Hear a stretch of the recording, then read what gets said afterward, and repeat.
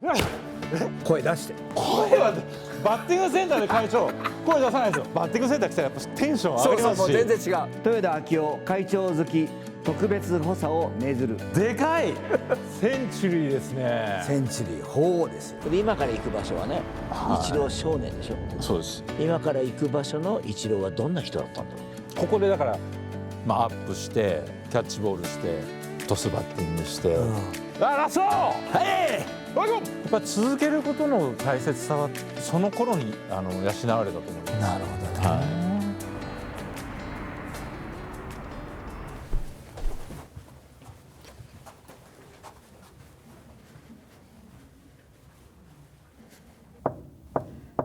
はいどうぞ。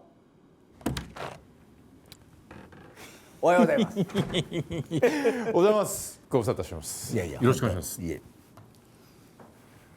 今日は実はねここの会長室で辞令交付おおなんですけど、社長室という割にはちょっとあれでしょ、なんとなくああ、いつもの遊びのある雰囲気が遊びのある、ちゃんといいですね。イチローさんのバットねありがとうございます。置いてあるし、これも練習の時に使ってるバットね。31と51いいですね。はい。だし、あとはいろんなね運動部のものとかルーキーレーシングとか女子ソフトが日本一になった時のトロフィーです。なんだか随分豪華に見えるんですけど、この辺にダイヤがついちゃってるし、これダイヤですか？この辺に真珠がついちゃってるし、ありがとうございます。この辺もこれもちろん手遣いいただいて、これ例のグローブねちゃんとケースに入れて大事です。ケースに入ってたら全然見え方違いますから。違います、全然ね。じゃあ早速ちょっと辞令交付させていただいていいですか？じゃあそこへお立ちください。辞令イチロー豊田章男会長好き特別補佐を命ずる。2024年1月22日トヨタ自動車株式会社、よろしくお願いいたします。ありがとうございます。よろしくお願いします。これがね本当にトヨタ自動車の辞令のやり方です。それで本当にこういう辞令が、そうなんです、だから私もね肩書きがついた旅ごとにこういうのもらいました。初体験です。これ本当に本物っていうか会長いい声出てますね今日も。あ、出てます。いい声出てます。でもちょっとさすがにイチローさんの腹から出てるその声には負けるね。さすが、やったありがとうございます。会長好き特別補佐で名刺もありますから。やった名刺も200枚用意したんで。これ200枚これ会長直筆とかね。やった。それと社員にはね、この社員手帳というものを全員に差し上げてます。これはいや結構ちゃんとしたことが書いてあるし、面白いのはね、この社員手帳の後にこれだけのね空白があるんですよ。でこれは日々ね学んできたものを書きなさいというふうに私は理解をしています。自分の言葉にしなさいと。それと私が着てるこの作業着。作業着。作業着。いいんですか？どうぞ。似合うかどうかわからないけど。多分似合わないと思います。こういうものってやっぱり着慣れていないと出ちゃうの不思議ですよね。服とか身につけるものとか普段着てるかどうかが分かっちゃう。バッチリ分かっちゃいます。分かっちゃう。僕名刺を持ったことがないので当たり前ですけど、名刺入れも持ったことがないんですよ。あ、そうなんだ。当然ですけど。顔がね、顔とプレーがね。どうなんでしょうね。その名刺をいただいたら、その一般常識としてはやっぱ交換するのが常識ですよね。まあね。でそこで名刺を持っていなかったら後日送るものなんですか？そこまではしないですか？っていうかね、これねちょっと日本の風習っていうのがありますね。外国ではいいろんなビジネスマンと会う場合も、はいどちらかというと名刺は最後ですよね。お最後にこの人と付き合いたいっていうふうに思われる方は名刺を渡してきます。なるほど。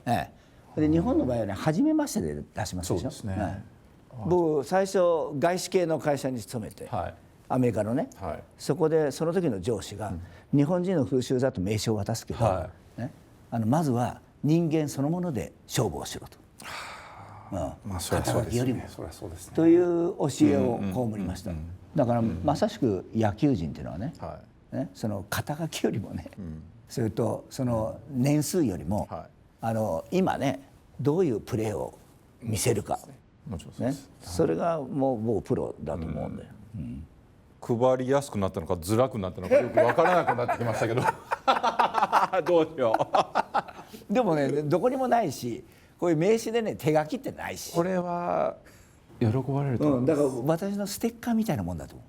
クスッと笑っていただけるし、普通名刺や割るとねその肩書きで「へへ」みたいになるのが、そうですねこれはね「へ」っていうね笑顔の連鎖が広がる。でもこの肩書きをつけたと同時に、はいやっぱり人間一郎、は野球人一郎の、はねやっぱりそのルーツというかね、はいルーツを今日は僕がね、はいろいろ勉強体験してみたいなと、この後。ぜひ今日、はいこの後もうまさしく僕のルーツの場所に、まあ愛知県ですから、ぜひご一緒していただいて、会長好きはい特別補佐官なので、はいね、会長はまずその一郎自身をはいしっかり知っていただいて、はいね、じゃあ着替えて、はいよろしくお願いします。はいはい、はいありがとうございます。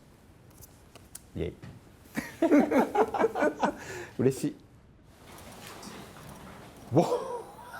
すごいですよ。でかい。いやこの幅センチュリーですね。センチュリー鳳凰ですよ。やっぱり SUV だから、ちょっとこういう感じの色、緑のようなグレーのような、はいそして上品だけどちゃんとねブレーキは赤でなんとなく。これはでもなんかドライバーズカーの雰囲気。そうドライブしてもこれだけの大きな車なんだけど非常に扱いやすい。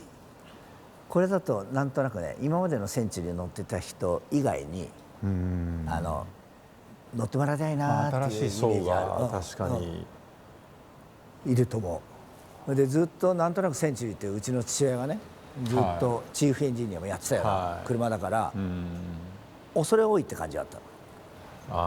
そのセダンのタイプは。そうそれと3、4年前にね次のモデルチェンジしますっていう時に、僕が乗れるセンチュリー作ってみないと言って始まったのがこの形。それはやっぱりその雑誌で見たり動画で見たりするよりもずっと品もいいし、しかもなんとなくどっしり感があるでしょ。そうですね。多分バッティングもそうだと思うけど打てる人ってね立ってる時からね、まあ確かにね、そうですね。だからいい車ってやっぱり動いてない時からはい。なんかそれを感じるねシルエットってのはあると思うの。ああいい香り。いい香り。香り嗅ぐ人いないね。あ乗っちゃっていいですか。どうぞじゃあ失礼します。はい、センチュリーらしくちゃんとショーファーが閉めるとかそうですね。乗り方はあるんですか。足で入る。そりゃそうですけど。じゃあ失礼します。この締まり方がまだいい。でも最後の瞬間やれば勝手にやってくれるんですか。勝手にやってくれる。イエイ。こういう車イコール静粛性みたいなのがあるけど、片やハンドル握った場合はアクセル踏んだらねその反応を聞きたいみたいなのがあるから、それでちょっとね普通の高級車より音とか五感で感じる味付けをしてある。そうですね。好きな人はやっぱりそういうねのはそうそうですよね。自分でアクセル踏んだ時の音はねノイズじゃなくてねはサウンドでしい。ああなるほど。なるほど。ょ。そうだからノイズなのかサウンドなのかは自分の意思を持って出してる音は僕サウンドだと思う。いやー開放感が半端ないです、これは想像してなかったですね。これがでしょ、はこういう車でセンチュリーでこれないもんね普通。やっぱ美しくありたいわけです。それすごく意識します。それはあれでしょ、4割バッターでも6割失敗してるわけだから。もちろんそうです、まあ、7割近く失敗するわけですから、まあ、そういう時もどう自分が見えてるかっていうのは。でもなんとなくイチローさんないけど打てなくた時でね、バンと打てた時あるじゃん、はい、その時はやっぱ嬉しいでしょ。嬉しいですよ。でもそれも抑えます。それも抑える、もちろんです。だから打ってる時も打ってない時も同じように見えてたいんですよね。その感情に委ねてしまうと、あ、こいつこれぐらいでこんなに喜ぶんだで、つまり自分の能力はこれぐらいだっていうことを示してしまってる、相手にね。だからどんな時も同じでいたいというのが考え方です。だから WBC のセンター前、最後のセンター前もそういうことなんですよ。普段通りすることが一番美しいはずだという。全然平常心じゃないですよ。じゃないんでしょ。平常心に見えてるだけなんです。見せてるだけ。見せてるわけです。全く違います。それがもう相手に対する一番のプレッシャー。駆け引きですね。で今から行く場所はね、一応少年でしょ。そうです。だからその少年時代と、例えば高校時代とね、日本のプロとね、大リーグ、この野球人イチローはさ、やっぱずっとそうだったの。今から行く場所のイチローはどんな人だったんだろう。おお、懐かしい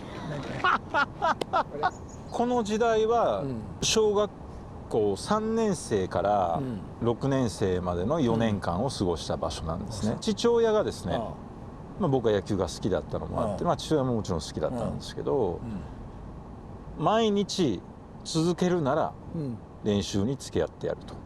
父親は自営業だったので、時間が割とこう取れたんですね。それで4時半からここでスタートです。お父様と2人で。そうです。4時半から1時間長いと1時間半っていう感じですかね。それで家に戻って一旦ご飯を食べたり、宿題をそのタイミングでやったかどうかわかんないですけど、それ終わったら今度はバッティングセンターです。そうか。もうこうやってキャッチボールを始めて物足りないから今度斜めにしてってやったら結構距離あるそうで。それでこういう距離で投げ合ってた。もちろんです、もちろん。へえ。はい。これはまさしく僕のルーツです。この場所は。へえ。はい。おお。まあこれで僕はその様子を見るわけです。これでね。ここでだからアップしてキャッチボールして、この。トスバッティングしてノックして、だから当時からもうルーティンみたいなのあったの？もう全部決まってましたから、メニューは。今もルーティンってあるのはもうその身についてんだね。それはそうだと思います。毎日のことだったんで、毎日やってきたから。やっぱり続けることの大切さはその頃に養われたと思います。なるほど。これなかなか大人になってから続けることが大事なんだよって頭で理解しても体験的に実感しないと難しいと思うんですよね。おお、上手だ。何が？いや、分かるんですよ。やってたかどうかって分かるんですよ。普通なかなかそんな腕振れないですよ。あ、腕を？はい。始球式やったじゃん、一回。始球式の距離まで離れますか？無理、始球式まで届かなかった。いや、でもいけそうな雰囲気ですけどね。5年生ぐらいまではこのトスバッティングは公式でもやったんですけど、ただその小学校の時から公式は触ってました。で高校を見据えた時に、高校野球は当然公式で金属バットでしたから、金属バットでここで父親が投げてやった時にものすごい簡単に感じたんですよ。軟式やっててすごい良かったな。公式野球は本当に簡単に感じるんで。会長ノックするときはやっぱ声出していただかないと。はい。なんて？ういっす。しこい。やりますけど。しこい。おお。さすが。ああ、これはやってる人だ。これは秋夫選手って言いたくなりますね。秋夫選手。しこい。よし。ああ、普通に。おい、行こう。ああ、ナイス。はい。さあ来い。はいよ。奥まで OK です。やってた人ですね、完全に。やってない。秋夫選手って言いたくなりました。本当？はい、声が出なかったら秋夫君っていうつもりだったんですけどとても言えなかったです。これをイチロー少年やってたわけだ。キャッチボールは10分とか、まあそれぞれだから10分10分、トータルで1時間ここで練習して、ホームベースをこうつまんで家まで帰るってこう歩いていくんですけど、イチロー少年がいそう。そうなんですよ。そう親しみを感じる。味がやっぱありますよね、あの方が。特にベンチね。そうですね。変わってなかったらびっくりしました。だからね、世界のトップを目指してるそのビジョンのある人たちはね、なんか軸があるような気がするの。どんな分野でもね。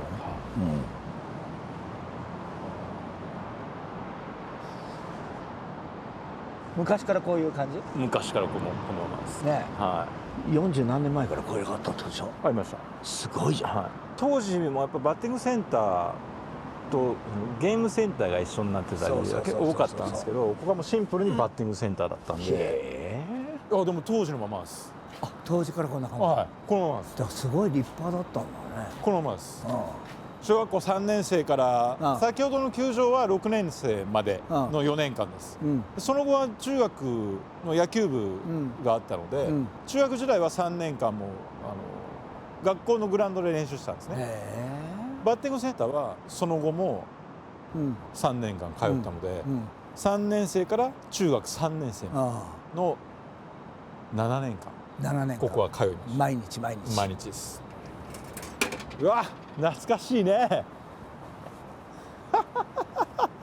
これね、1球目振れるかどうかが結構ポイントなんですよね。めっちゃ速いから。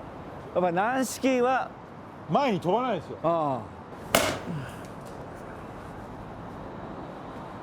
だんだん慣れてくる。慣れてきました。慣れてくるんだ。このマシンを前にね、何球ぐらい打つの？最低5ゲームなんで、当時1ゲームが25球ですから、まあ125球プラスアルファで、当時から120キロで120キロでスタートしてるんですけど、やっぱり物足りなくなってくるので、バネを強化してもらって130キロにしてもらったんですね。それはタイミングになれるのか目がなれるのか？まあ両方ですね。でもこれやっぱ小学生には結構速いと思います。まあでも130キロでもこのスピードなのかで、やっぱプロ入ったら150キロだよなっていうイメージで前に出ていくわけです。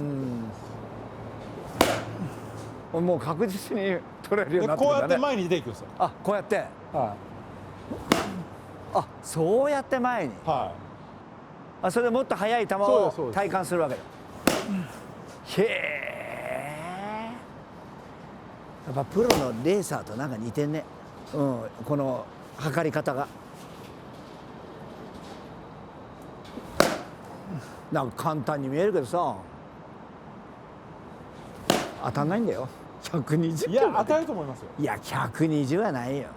でやっぱりバットは自分のバット。当時から、軟式ですけどこれはプロを見据えているので、必ず木製バットで打ってました。自分で持ち込んで、でやっぱボロボロになっていくんですよ、ティーが。でそれでようやくバットが変わるんですけど、ここにだけやっぱ当たるんで、同じところが削れていくんですよ。それもなんか一つのこう技術の研鑽というか。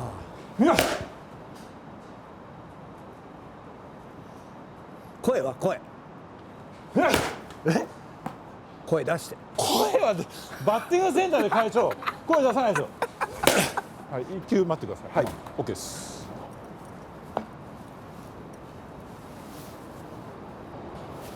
よし、当たった。もうこれで多分慣れるんで。会長、じゃあちょっと前に前ダメ。ナ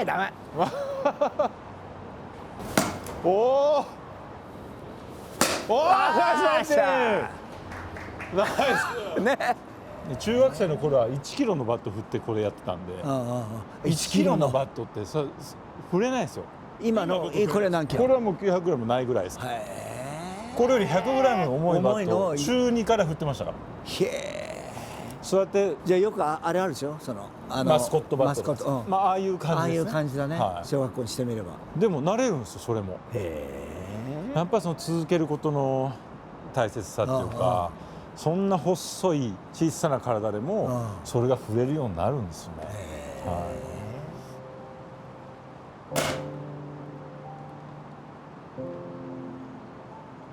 いやー、なんか改めて子供の時に味わった快感っていうのは大人になっても変わらないんだなと思いました。ああ、なるほど。だから味覚と似てるっていう。あ子供の時に味わったものが美味しかったものが大人になるといろんなものを食べて美味しいものを食べて、じゃあそれがまずく感じるかって言ったら全然そんなことないですよ。そんなことない。同じように美味しいんですよね。なんかそれにすごく似てます。なるほど。やっぱり気持ちいいです、ここ来たら。秋夫選手と一緒にめっちゃ楽しかったです。いや本当、はね、なんか2人の少年がはい遊びに来たみたいな感じです。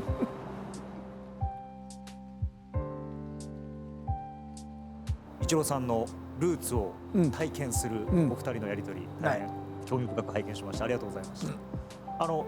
イチローさん今回会長付き特別補佐に就任されたということで、今日初日イチローさんのルーツを体験したということですけど、今後次の任務というか仕事というか、会長どんなことをイメージしてますか？2人が、何か悩みなり、何か新しいものにチャレンジなり、何かその未来づくりなり、いろんなことでね、2人が同じ目線でやったって時にどんなケミストリーが生まれるだろうか、そこに期待をして会長付き特別補佐官にトヨタ自動車の歴史始まって以来初めて任命しました、ね、だから今後ね、何をやるかというよりもね、これってイチローさんと一緒になんかやったらねどうなんだろうかなとかいうことにぜひねご期待いただきたいというふうに思います。そのために今日はね、イチロー少年のルーツをまずは会長自ら理解しようということで、野球人、ね、イチローの原点を探るひとときを過ごさせてもらいました。それで今日も野球一筋の人生でしょ、僕は車一筋の人生、そういう中で全然違ったところを歩いてきて、ね、イチローさんのフィールドにね入ったんだけど、この車屋も笑顔になれる、これもねぜひ期待いただきたいケミストリーだと思いますね。